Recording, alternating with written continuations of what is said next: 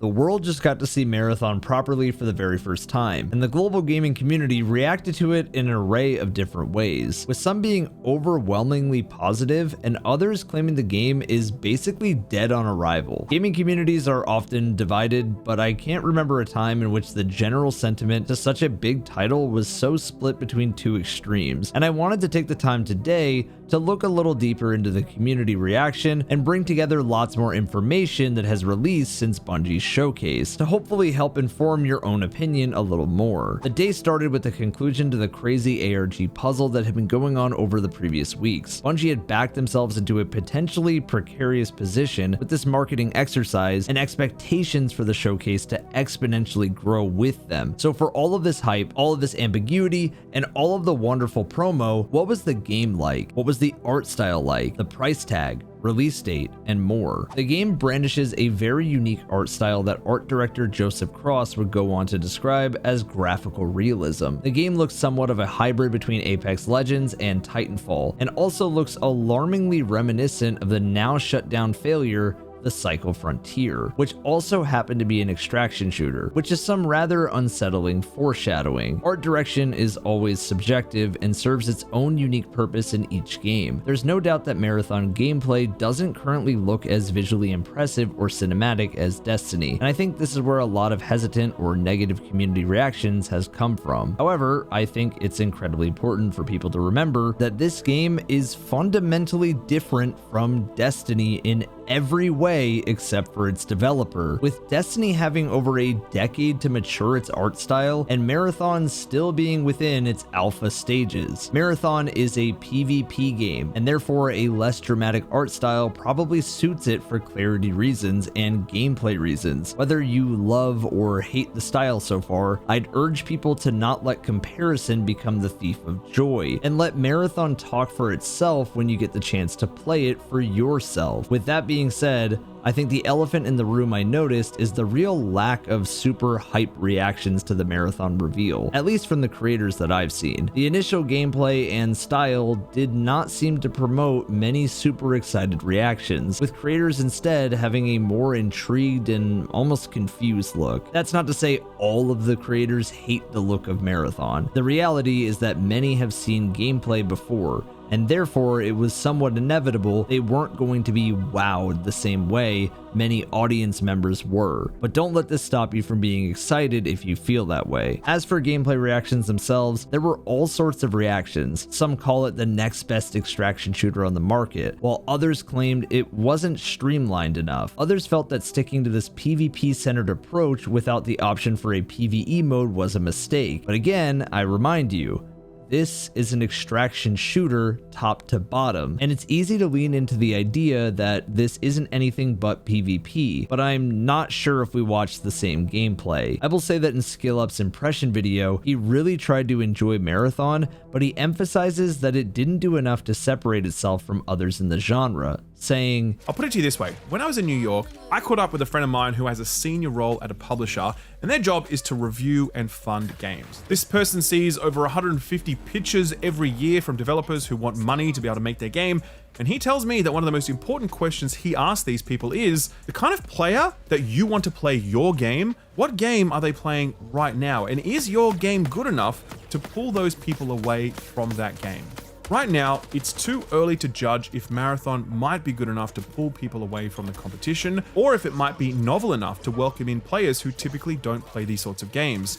But I do know that that question becomes much more difficult to answer when those players need to reckon with an upfront box price. Playing devil's advocate, there was also a lot that wasn't revealed that I found so important to Marathon and its big sell that I think we should talk about. Credit to Scaro9 because this is info he got while he was at Bungie. Apparently Marathon will let you grab higher tiered loot, and through using this loot it comes with abilities like exotics in Destiny. They kind of mentioned this in the gameplay, but it was more of a list than actually showing us what these exotic upgrades can do in action. Examples Scaro used were taking the shotgun and adding a 5-shot burst to it by the end of the upgrade process, with one yellow ammo mod. Another was a backpack that apparently makes you go invisible while looting. Why is this so important? Well, if you think about Marathon and its goal, it's to risk your loot and at the same time get stronger and better loot than that. It harkens back to that feeling you had getting your exotic for the first time in Destiny. Even though you can very easily lose it in Marathon, that feeling of wielding it will feed the addiction to keep wielding it. Every game of Marathon, you have a super slim chance to find a gold upgrade that will turn your weapon and kit into exotics. These are apparently very rare, and that is very good. You want scarcity of loot that strong, but with these exotics, you could lose them by risking bringing them in, and each season there is wipes, so you will lose it anyways at the end of the season. This is certainly room splitting for some, but to me, this will make Marathon such a step above a lot of games and make the extraction shooter part feel more important. But again, I'm curious what you guys think. There is also 6 classes at launch, with 4 that were shown in the alpha, as Joe Ziegler pointed out in the release. There's Glitch, Void, Locust, and Blackbird, with 2 more to come. These each have their own abilities and passive abilities. Each can be upgraded throughout runs by finding mods to enhance, and it looked like unlocking abilities too by finding these upgrades. These passive upgrades, weapons, and everything but cosmetics will be wiped after each season, which is going to piss off a lot of Destiny fans, but it's pretty par for the course in an extraction shooter. One other thing not mentioned was a 4th map on launch that is like the final testing ground for all of your best loot. Maybe it's like an endgame destination, and I think the game needs that really badly, even if again, it wasn't revealed today. I've seen complaints about there only being 6 heroes and 3 maps that we know of, with a 4th at launch, and how this ties into the price controversy we will discuss shortly. However, I think it's important to remember this is not a hero or arena shooter. An extraction shooter plays completely different and should not be compared to more traditional game styles. The most successful extraction shooter of all time, Escape from Tarkov, also had 3 maps at launch and no heroes or distinctly different characters to choose from. By this point, you're beginning to notice a theme for this video, and some of you will hate me for saying this, but I also think that there's blunt reality that this game will not be for everyone.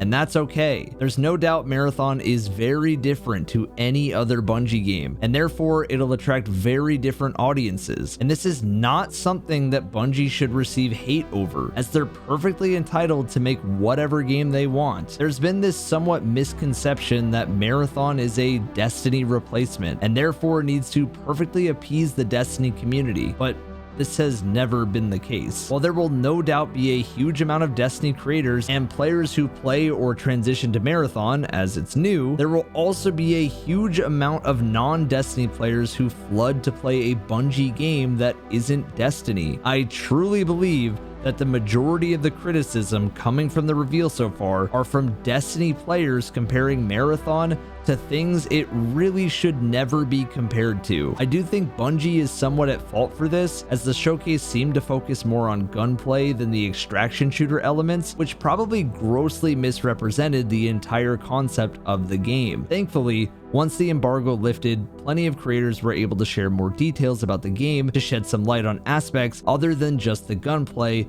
and lots of it sounds great. Grenader Jake went on to talk about progression in his video, saying, I'm really hopeful that they hit that out of the park, and I'm really hopeful that when we get our release in September 23rd, that we actually see that there is so much good things to grind for, like rank ups and whatnot. I don't know what it's going to look like, but I just want to make it super clear that my #1 feedback that I hit on over and over and over and over and over again is that we need to be able to feel like we are progressing things. progression is a totally fair thing to ask for in some ways, and it seems that Bungie thankfully understand this. In a follow-up interview with Marathon gameplay director, Andrew Witz explained how Bungie wanted to make sure players felt progression, even if the central goal of survival wasn't being achieved and they were going through a rough patch. So we're trying to make sure that we value your time. We talk a lot about what's the worst run that someone could ever go on, and does that value their time?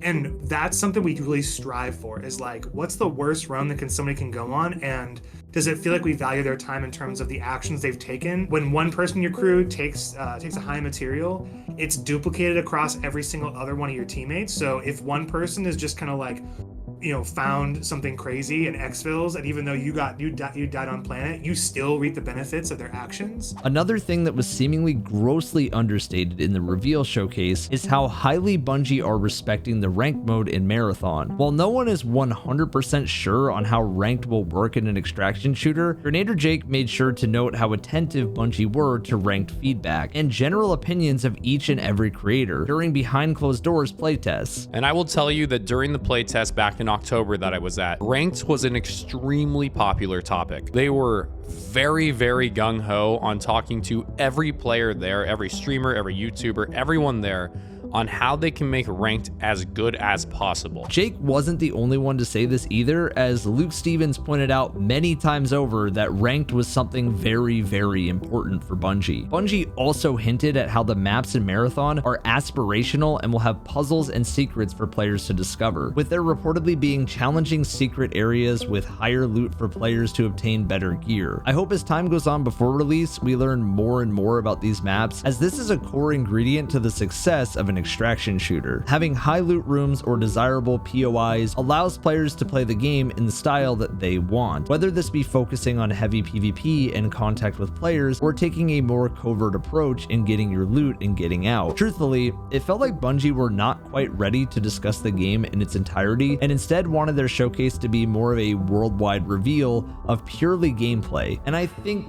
this was a mistake, as it has shifted the focus away from what I understand to be the true nature of the game. In any case, comparisons to Destiny just need to stop. Marathon is not a sequel, prequel, or replacement to Destiny. The concept, the progression, the feel, and the gameplay are fundamentally different, and had this game been created by any other developer, it would never even be mentioned in the same sentence as Destiny. If you want to compare Marathon to other games, compare it to the other ones in the same genre, and therefore other extraction shooters, most notably the genre's flagship game, Escape from Tarkov. Complaining about the lack of Destiny features in Marathon is kind of like complaining to Blizzard that there's no raids in Overwatch, and I understand the irony of that knowing Overwatch 2. So I'll use another example. It's like complaining to Capcom that there's no PvP in Monster Hunter, and no, hitting your friend with a lance doesn't count. I think it's very telling that Bungie seems to have elected Dr. Lupo as their creator right-hand man for Marathon, with Lupo saying he's been playing it since 2018. While Lupo has played a lot of Destiny and knows Bungie the studio super well, he's also super well known for his extraction shooter and Tarkov roots, which should tell you everything you're gonna need to know about where they're placing their best feedback and the best place to dictate their market. Bungie normally nails showcases,